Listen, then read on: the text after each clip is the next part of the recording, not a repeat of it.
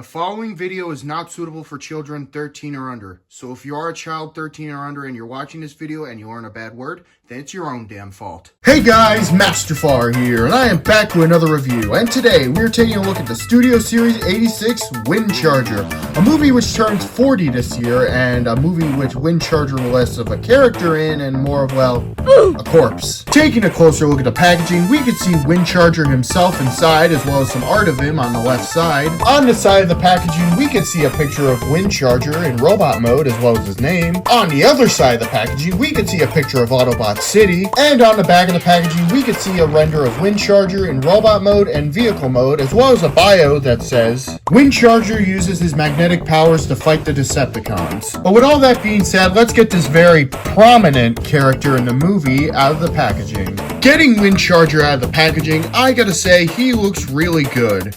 And he is very close to how he looked in the original G1 cartoon, as popping a picture of that right here, you could see that it is spot on. The painting and sculpting on this figure is somewhat minimalistic, as taking a closer look at it from the feet up, you can see that it is definitely not much on this guy. It's very much smooth details with very minimal sculpting. Still, it does look kind of decent. The head sculpt is really good on Windcharger, but I have one problem. That being, there is some paint chipping right here on the right side of his face. In terms of accessories, Windcharger comes with a gun, which is blast effect compatible, and a magnetic blast effect that can be placed on this front of the chest.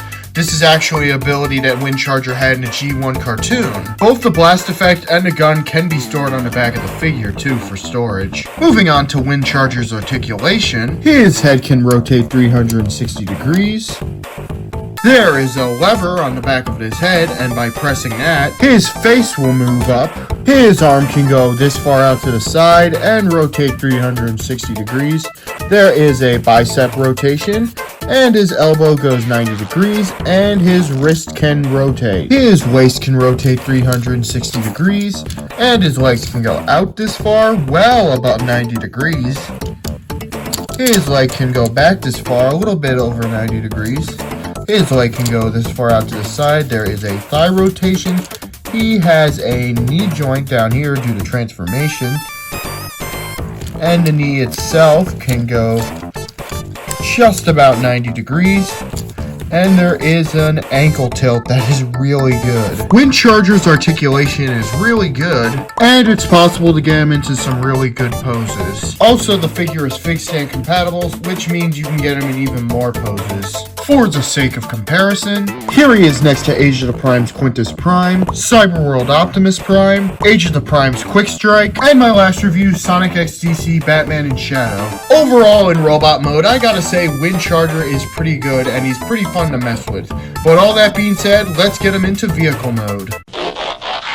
In vehicle mode, Windcharger turns into a Pontiac Firebird, and I gotta say, he looks really good. It is really close to how he looked in the G1 cartoon, as popping in a picture of that right here, you can see that it is spot on. Taking a closer look at the painting and sculpting in this mode, we can see that the front of the car is very nicely sculpted, though there are no headlight paints right there. There is an Autobot insignia on the front bumper. On the side of the car, we can see that the wheels are pinned, and it rolls really nicely. On the back of the car, we can see some more nice detailing with the black areas that are pretty nicely sculpted too, and I really like how they look. And the translucent windows really work on this guy, and I'm especially a big fan of how they look. Also, the electromagnetic blast effect can be stored on the front of the car right here, which is pretty cool. If I had to give one nitpick with this mode, it would be that I wish there was some paint on the headlights. Just a little bit of gold would have gone a long way, honestly, but honestly, it's a pretty minor nitpick. For the sake of comparison, here he is next to Cyberworld Optimus Prime, Age of the Prime's Quick Strike, Age of the Prime's Quintus Prime, and my last review, Sonic XDC Shadow and Batman. Overall, Studio Series 86 Windcharger is a really good figure, and I would highly recommend them, especially if you're into G1. But yeah, that's pretty much it for this guy. This is Master Farr signing off, and I will see you next time.